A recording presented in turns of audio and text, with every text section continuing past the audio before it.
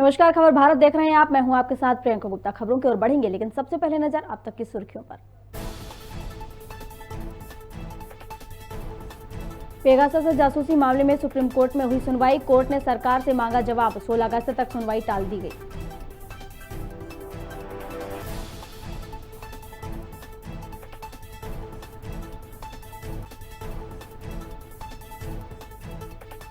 मध्य प्रदेश विधानसभा का दूसरा दिन भी चढ़ा हंगामे की भेंट। विपक्ष ने महंगाई के मुद्दे पर जमकर किया हंगामा। विधानसभा की कार्यवाही अनिश्चितकालीन के लिए स्थगित।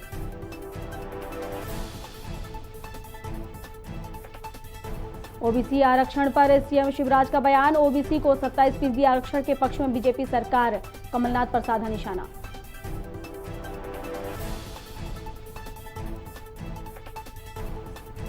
गृहमंत्री डॉक्टर नरोत्तम मिश्रा ने कमलनाथ पर साधा निशाना। कहा, कमलनाथ को संसद का अनुभव, विधानसभा नहीं है।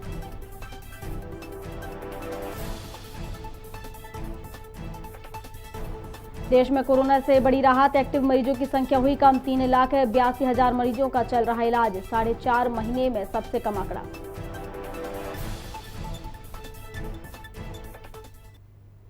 और अब खबर विस्तार से। कांग्रेस ने ओबीसी आरक्षण पर विरोध किया। इस मामले में सीएम शिवराज सिंह चौहान ने पलटवार किया है। उन्होंने कहा कि कांग्रेस पाखंड और घटिया राजनीति कर रही है। कांग्रेस समाज को तोड़ने के अभियान में लगी है। शिवराज ने कहा कि कांग्रेस ने आदिवासियों को लेकर भ्रम फैलाया और आज उन्होंने पाखंड किया है। पिछड़े वर्ग के बारे में कमलनाथ को जवाब देना चाहिए।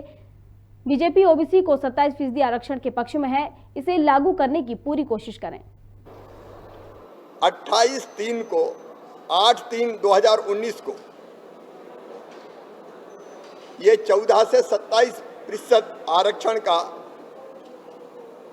प्रावधान लेकर आए। 10 तारीख को उसके खिलाफ याचिका प्रस्तुत हुई और 19 तारीख को हाई कोर्ट ने उसको स्टे कर दिया। कमलनाथ जी, आपको जवाब देना होगा। शुरुआत आपने की है। 27% आरक्षण बरकरार रखने के लिए 10 से लेकर 19 तारीख तक आपने क्या किया? जब याचिका दायर हुई आपने क्या किया? कौन से कदम उठाए कि स्टे ना हो? आंख पे पट्टी बांध के बैठे रहे। बयान सामने आया है। नरोत्तम मिश्रा ने कहा कि बाढ़ को लेकर बचाव कार्य खत्म हो चुका है। अब राहत कार्य तेजी से चल रहे हैं। लोगों को सुरक्षित स्थानों तक पहुंचाया जा चुका है। उन्होंने कोरोना को लेकर कहा कि 10 नए केस आए हैं, 12 लोग ठीक हो चुके हैं। नरोत्तम मिश्रा ने कहा कि कमलनाथ को संसद का अनुभव है, विधानसभा का अनुभव नहीं है। टास्क फोर्स की बैठक कल मुख्यमंत्री जी ने ली। सर्वे के मामले में स्पष्ट हिदायत है कि कोई भी व्यक्ति छूटना नहीं चाहिए जो प्रभावित हो। गलत कोई न जुड़े, ये भी ध्यान देना है प्रशासन को। राहत कार्य, बचाव कार्य के बाद अब राहत कार्य तेजी से जारी कर दिया गया है। कोरोना के क्षेत्र में पूरे मध्य प्रदेश में कुल 10 नए केस कल आए हैं, जबकि 12 लोग ठीक होकर अपने अपने घरों की ओर गए हैं। 162 एक्टिव केस मध्य प्रदेश में कुल बचे हैं। संक्रमण दर 0.014 अब प्रदेश की रह गई है, जबकि रिकवरी दर 98.8 मध्य प्रदेश की हो गई है। कल भी जो सैंपल लिए गए वो 79,000 मध्य प्रदेश के अंदर, एक कम 80,000 सैंपल लिए गए। कांग्रेस नेता राजेंद्र मंडलोई के नेतृत्व में बैरसिया विधानसभा के मुबारकपुर चौराहे पर गड्ढा कूद प्रतियोगिता का शुभारंभ हुआ। प्रतियोगिता में ग्रामीण क्षेत्रों के युवाओं ने भी हिस्सा लिया। वहीं राजेंद्र मंडलोई ने बताया कि भोपाल में सड़कों की स्थिति दयनीय है। बीजेपी की सरकार समस्याओं का हल नहीं कर रही है। बताया जा रहा है कि प्रतियोगिता में प्रथम पुरस्कार नीरज सिंह मीणा ने प्राप्त किया। साथ ही कार्यक्रम में अध्यक्ष सहित कई युवा उपस्थित रहे।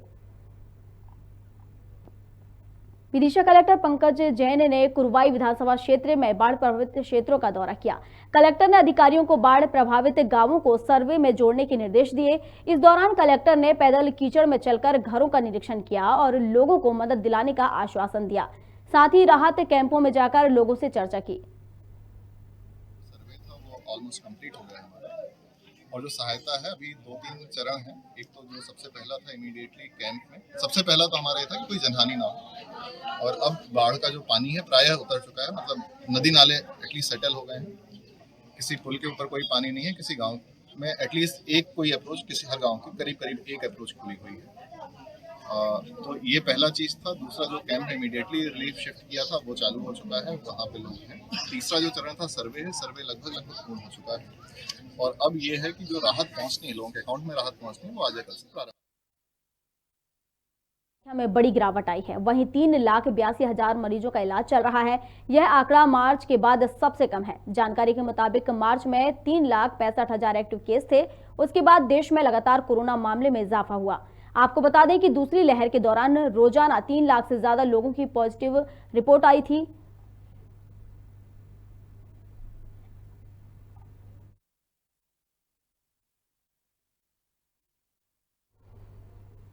नरसिंहगढ़ में शासन प्रशासन द्वारा करोड़ों रुपए खर्च कर नागरिकों को सुविधा मुहैया करवाने के लिए सड़कों का निर्माण कराया जाता है, लेकिन संबंधित विभागों के अधिकारी और ठेकेदारों की मिलीभगत के चलते करोड़ों रुपए को भ्रष्टाचार की भेंट चढ़ा देते हैं। पिछले कुछ सालों में बनी सड़कें पूरी तरह गड्ढे और तालाबों में तब्दील हो चुकी हैं। बता दें, जिले के नरसिंहगढ़ तहसील के अंतर्गत आने वाला चैन सागर डैम मार्ग, जो कि राहगीरों के लिए मौत का मार्ग बनता जा रहा है, जिम्मेदार अधिकारी व जनप्रतिनिधि भी इससे अनजान नहीं है। हर साल इस सड़क मार्गों के लिए लाखों रुपए आने के बावजूद सड़कों के गड्ढे नहीं भरे जा रहे हैं। आखिर इसका जिम्मेदार कौन है?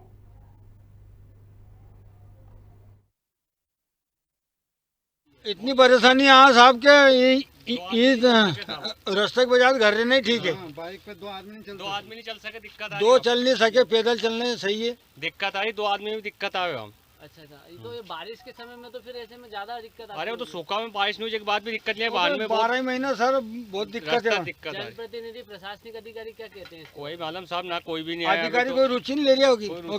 इरिगेशन वाला ने कहे साहब रोड तो इरिगेशन वाला। हाँ, तो आपने उनसे बात की है? ये रोड लगभग पिछले 4-5 वर्षों से खराब है और इसके हाल ऐसे हैं इस टाइम कि चलने लायक बिल्कुल भी नहीं बचा है।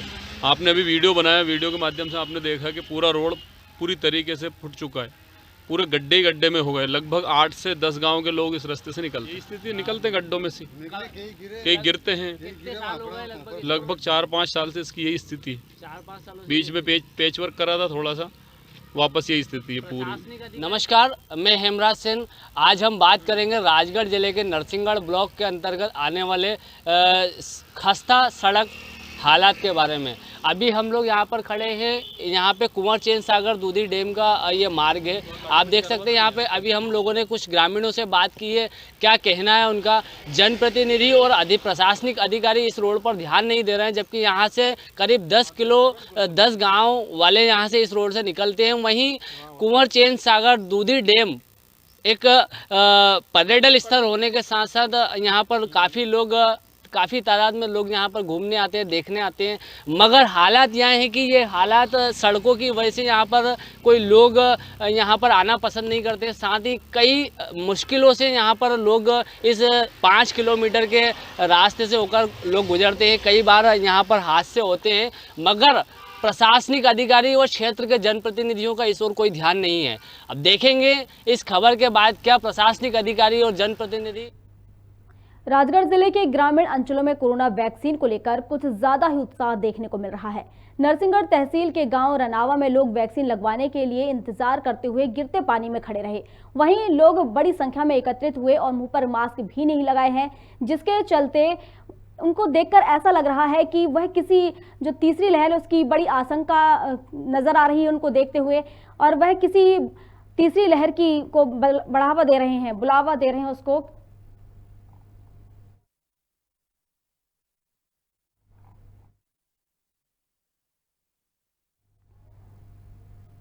बैरागढ़ के रहवासी इलाके में अज्ञात चोरों ने एक होटल संचालक के घर चोरी की वारदात को अंजाम दिया। चोरों ने करीब 1.5 लाख रुपए के जेवर पर हाथ साफ किया। घटना की सूचना पर पुलिस ने आसपास लगे सीसीटीवी फुटेज के आधार पर चोरों की तलाशी शुरू कर दी है। बता दें कि करीब 1.5 लाख रुपए के जेवर एवं चांदी के बर्तनों पर हाथ साफ कर दिया। जानकारी के मुताबिक होटल संचालक के घर तीसरी बार चोरी की वारदात हुई है। मामले में कैलाश नगर के फरियादी प्रवीण तिवारी ने पुलिस प्रशासन से मदद की गुहार लगाई है। क्या नाम है आपका? विजन तिवारी। क्या हुआ भाई साहब आपके साथ? चोरी हो गई है। मेन गेट का ताला तोड़ के अंदर घुसे हैं, पूरे कबर्ड अलमारी तोड़ी हैं और चांदी की प्लेटें हैं भगवान की और लोटा है और 1 तोले की झुमकी थी, वो ले गए हैं और पूरा सामान अस्त व्यस्त कर गए। तो घर में कोई नहीं था उस वक्त जब चोरी हुई? नहीं, चोरी हुई थी उस समय कोई नहीं था। कहाँ गए सब घर परिवार? गाँव गए हैं। गाँव गए। आपके कौन लगते हैं? मेरे बड़े। भिंड के सदर बाजार के चौराहे के पास ज्योति गारमेंट नामक दुकान की छत गिरने से दुकान संचालक मुन्नीलाल जैन उसके नीचे दब गया, जिसे लोगों की मदद से बाहर निकाला गया और जिला अस्पताल में भर्ती कराया गया, जहां उसकी हालत गंभीर होने पर उसे ग्वालियर रेफर किया गया। बता दें कि सदर बाजार के कई घर सालों पुराने होने के कारण क्षतिग्रस्त हो चुके हैं, जो अत्यधिक बारिश के कारण कभी भी धराशायी हो सकते हैं। सबसे बड़ी बात यह है कि ज्यादा व्यस्त मार्केट होने के बावजूद लापरवाही बरती जा रही है, जिसके चलते कभी भी कोई बड़ा हादसा हो सकता है, लेकिन इस ओर प्रशासन का कोई ध्यान नहीं है।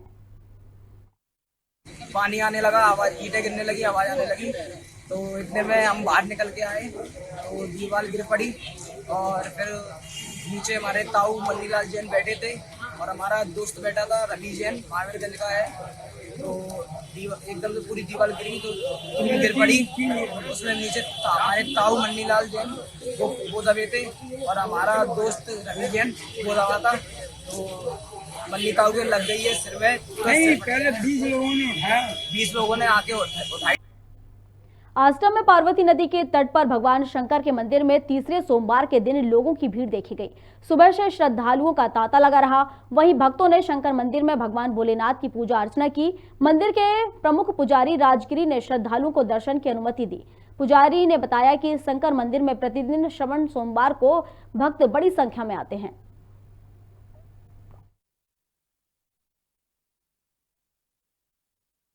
रावण ने भी पूजन की है। ये हमारी आस्था जो तपोभूमि है, ये राजा जनक के गुरु अष्टावक्र ऋषि की तपोस्थली भी है। यहाँ एक बहुत बड़े योगी हो चुके हैं जो रावण के समय रावण को परास्त किया, योगी अजयपाल, ये उनकी तपोस्थली भी है। इसका पहले नाम था आस्था का आशा नगर, आस्था नगर हुआ, फिर आस्था नगर हुआ, आस्था से आष्टा नगर हुआ। इस प्रकार से इसका नाम विभाजित होता गया। और ये माँ पार्वती के पावन तट पर इतना बढ़िया स्थान है, इतना सुंदर स्थान है, इतना दिव्य स्थान है। माँ पार्वती साक्षात नदी के रूप में पूर्व तरफ मुँह करके बह रही है। हर वर्ष की तरह इस वर्ष भी कर्मश्री प्रेरणा समिति के समस्त कार्यकर्ताओं के द्वारा विशाल कांवड़ यात्रा का आयोजन किया गया। यह यात्रा रुनाहा से नरसिंहगढ़ तक निकाली गई, जिसमें मध्य प्रदेश युवाओं के प्रेरणा स्रोत कांवड़ यात्रा के प्रमुख अतिथि चेतन भार्गव और भीकम सिंह राजू मीणा ने मां पार्वती का पूजन पाठ किया तथा कांवड़ में जल भरकर कांवड़ पूजन भी किया और रुनाहा से महादेव की कांवड़ यात्रा के लिए प्रस्थान किया।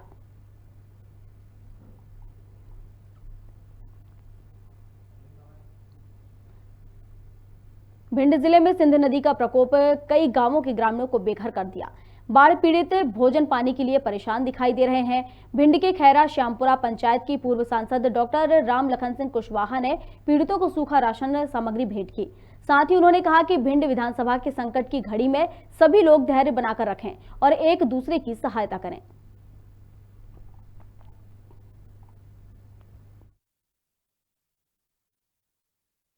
सबने मांग की थी कि सूखा राशन मिलना चाहिए, तो वैसे तो सरकार बांटने वाली थी, लेकिन आज अचानक वो पटवारी हड़ताल पे चले गए। तो उस दिन श्यामपुरा में ये बांट आए थे जाके संजू, और वो इसलिए कि वहाँ कोई साधारणतः पहुँच नहीं पाता, रास्ता ऐसा है। तो यहाँ पे फिर मांग आई थी कि भाई यहाँ नहीं दिया वहाँ दे दिया, तो आज यहाँ पर देने आए हैं।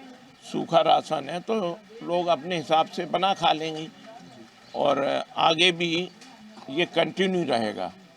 वो सरकार दे और जब सरकार से नहीं आएगा तो हम देंगे, लेकिन जब तक ये ठीक से अपने एस्टेब्लिश नहीं हो जाते, स्थापित नहीं हो जाते, तब तक ये चिंता करना पड़ेगी। और सभी लोग कर रहे हैं, हम ही अकेले नहीं, और लोग भी लगे हैं। तो इसलिए हम लोग आज आए थे यहाँ पर और सूखा राशन दिया इन लोगों को। वैसे तो बैरागढ़ में श्रावण मास के पावन अवसर पर श्रीमद् भागवत कथा चल रही है। वहीं उज्जैन से पधारे चैतन्य स्वरूप महाराज ने कथा सुनाई। साथ ही भक्तों ने मिलकर महाआरती में हिस्सा लिया और सावन के तीसरे सोमवार में भगवान का अभिषेक कर कथा का आनंद लिया। आपको बता दें कि 7 दिवसीय श्रीमद् भागवत कथा का आयोजन CRP गायत्री मंदिर में किया गया।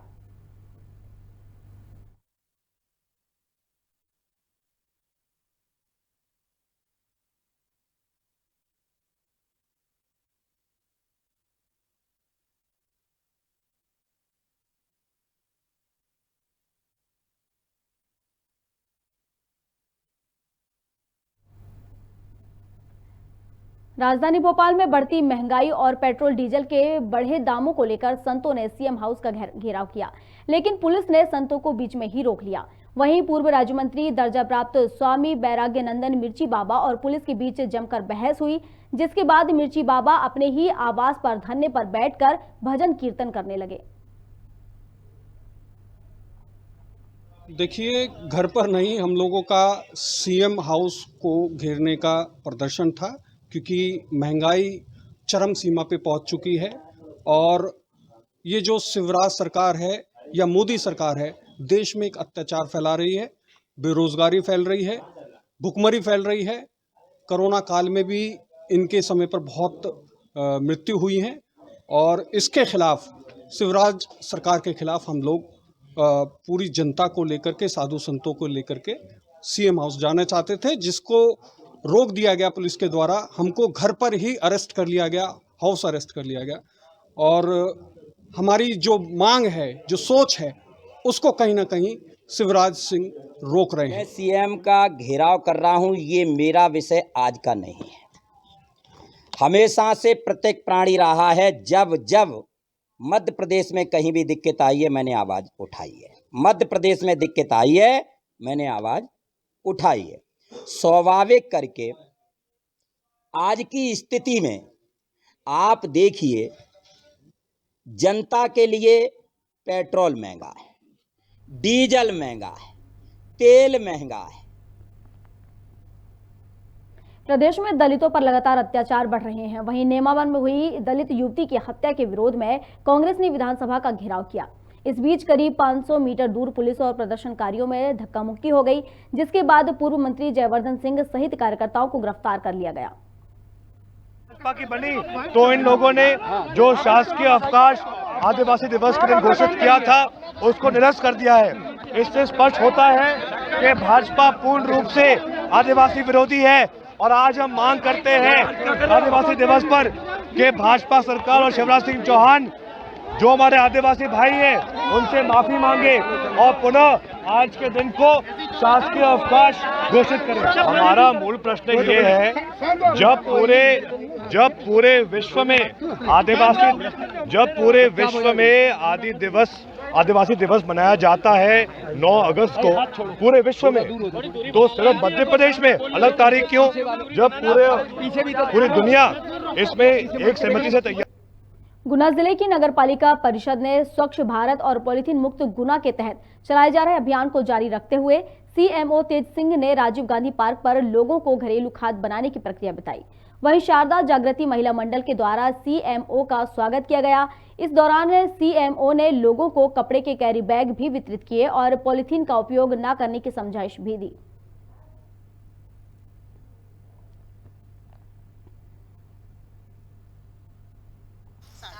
शारदा जागृति मंडल समिति के सानिध्य में हमने जो घरेलू खाद बनाने की प्रक्रिया है उसको सभी को बताया है और सभी शारदा जागृति मंडल के सदस्यों द्वारा ये प्रण किया है कि हम अपने घरेलू कचरे से घर पर खाद बनाएंगे। हमने भी ये समझाइश दी है तथा सभी लोगों से निवेदन किया है कि पॉलीथीन का उपयोग पूर्णतः वर्जित किया जाए, जितना संभव हो उपयोग कम हो। उसी क्रम में आज हमने अपनी तरफ से नगरपालिका परिषद की तरफ से भी थैले वितरित किए हैं और सभी से निवेदन किया है कि आप भी अपने जो संपर्क में आते हैं उन्हें पॉलीथीन का उपयोग ना करने की सलाह दें और जो घरेलू कचरा है उससे खाद बनाने की विधि भी आज हमारी टीम HMS द्वारा यहाँ बताई गई है और उसका सभी के द्वारा पालन करने का निर्णय लिया गया है। सुजालपुर के गोविंद नगर कॉलोनी के रहवासियों ने बिजली के बढ़े बिलों को लेकर MPEB में हंगामा किया। रहवासियों ने कहा कि बिजली विभाग ने 14,000 से ज्यादा राशि के बिल थमा दिए हैं। अधिकारी मामले में कोई सुनवाई नहीं कर रहे हैं। लोगों से वसूली की जा रही है। इस प्रदर्शन में बड़ी संख्या में कॉलोनी के रहवासी और महिलाएं मौजूद रहीं। उन्होंने ऐसा बोला कि आश्वासन दे दिया कि हम कम करवा देंगे, बस इसके अलावा कुछ भी सॉल्यूशन नहीं है। तो हमारी कॉलोनी में स्थायी कनेक्शन के लिए आए थे यहाँ पे, पर साहब ने स्पष्ट साफ मना कर दिया कि नहीं हो पाएगा। आप अवैध कॉलोनी में रहते हो, नगर पालिका के हिसाब से कॉलोनी अवैध है, आपको इसी अंधेरे में रहना पड़ेगा, या फिर आप जो 14,000 15,000 रुपये जो बिल भर रहे हो बिल भरो, या फिर जहर खा लो। नगर पालिका बोल रही खा लो, नजर का काम है तो खा लो। नगर पालिका ने टैक्स से किस बात कर लिया हमसे? बिजली का नगर पालिका टैक्स से लिया। काफ़ी समय से हम इस प्रॉब्लम को फेस कर रहे हैं, है ना। इसमें मतलब लगभग 2 से 3 साल हो गए हमको ऐसी परेशानी झेलते और इतने महंगे बिल उठाते हुए, लेकिन इसका स्थायी उपाय होना चाहिए। शिवराज सरकार गरीबों के उत्थान के लिए अनेकों योजनाएं चला रही है। गांवों के विकास में करोड़ों रुपए खर्च किए जा रहे हैं, लेकिन हकीकत कुछ और ही है। मुंदड़ी के गांव नाहरपाड़ा और मकोड़िया में लोग मूलभूत सुविधाओं के लिए 50 सालों से तरस रहे हैं, जहां ना तो पीने का पानी है और ना ही सड़क की सुविधा, जिसकी शिकायत रहवासी कई बार सरपंच और सचिव से कर चुके हैं, लेकिन किसी का इस ओर ध्यान नहीं है। वहीं ग्रामीणों का आरोप है कि सचिव ने 200 से 500 रुपए तक लिए, लेकिन हुआ कुछ भी नहीं। क्या नाम है आपका? नानालाल डामर। कौन से गांव रहते? मकोड़ियापाड़ा। पंचायत कौन सी लगती है? मुंदड़ी। क्या समस्या है? समस्या ये है सर कि 2 साल से मकान अधूरा पड़ा है, किस्त दी नहीं सरपंच मंत्री की। पहली किस्त कितने की आई? 25 की दी सर। 25,000 रुपए। और उसके बाद? इसके बाद में आई थी 30 की। अभी तक कितनी किस्त मिली आपको? 2 मिली सर। और कितनी किस्तें आनी है? 4 आएगा सर, तो 2 और बाकी है। तो कब से अधूरी है? 2 साल हो गया सर। और आपके मकान की स्थिति क्या है? मकान के छत हाइट कर दी थी सर, उस छत का पैसा आया कोई सर। और क्या समस्या है रोड? 5 सालों के अंदर तो सर यहाँ एक धूल मिट्टी भी नहीं डली है रोड पे। हकीकत तो ये है 5 सालों से क्या पहले पूर्व जो सरपंच थे उन्होंने भी कुछ नहीं किया है। रोड तो सब पहले से ऐसी चल रही है। गांव के लोग परेशान होते, रात बिरात कहीं डिलीवरी का केस हो गया, कुछ बीमार हो गया तो ऐसे में मतलब तोक के ले जाना पड़ता है इंसान को, ऐसे में गाड़ी भी नहीं चलती है। सर 5 साल में कुछ भी नहीं हुआ गांव में विकास, और रोड की स्थिति बहुत खतरनाक है सर। कभी बाय चांस कभी लेने मरीज़ वगैरह कुछ भी हो जाए तो सर उसको उठा के ले जाना पड़ता है, और एम्बुलेंस आती है तो रोड पे ही ले जाना पड़ता है। जो मरीज़ वगैरह रहता है उसको सबको रोड पे ही बुलाते हैं, वो गाड़ी इधर आती भी नहीं है। अच्छा, कुछ और मूलभूत सुविधा रहती है सरकार की? रतलाम कलेक्टर के निर्देशन में अवैध गतिविधियों और माफियाओं के विरुद्ध चलाए जा रहे अभियान के तहत जावरा क्षेत्र में 2 ढाबों को जमींदोज कर दिया गया। जावरा एसडीएम हिमांशु प्रजापति के मार्गदर्शन में शासकीय अमले ने 2 ढाबों पर कार्रवाई करते हुए करीब 22 लाख रुपए मूल्य की अवैध संपत्ति तोड़ दी। आपको बता दें कि ढाबे बिना अनुमति के निर्मित किए गए थे, जिसके चलते प्रशासन द्वारा उक्त कार्रवाई कर संचालकों के विरुद्ध प्रकरण दर्ज किया गया।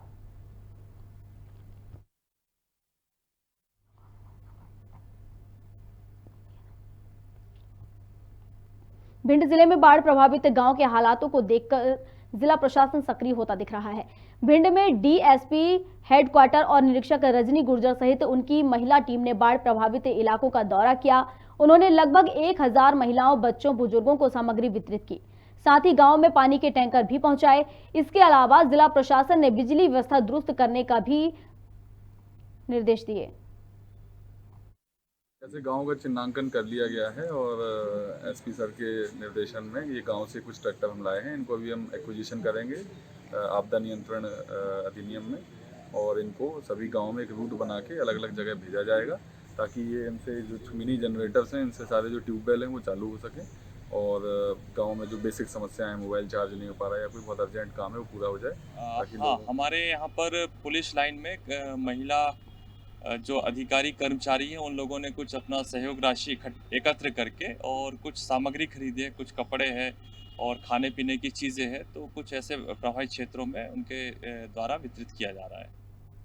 खबर भारत में खबरों का सिलसिला लगातार जारी है। फिलहाल के लिए बस इतना ही। अधिक अपडेट्स के लिए आप बने रहिए खबर भारत के साथ। नमस्कार।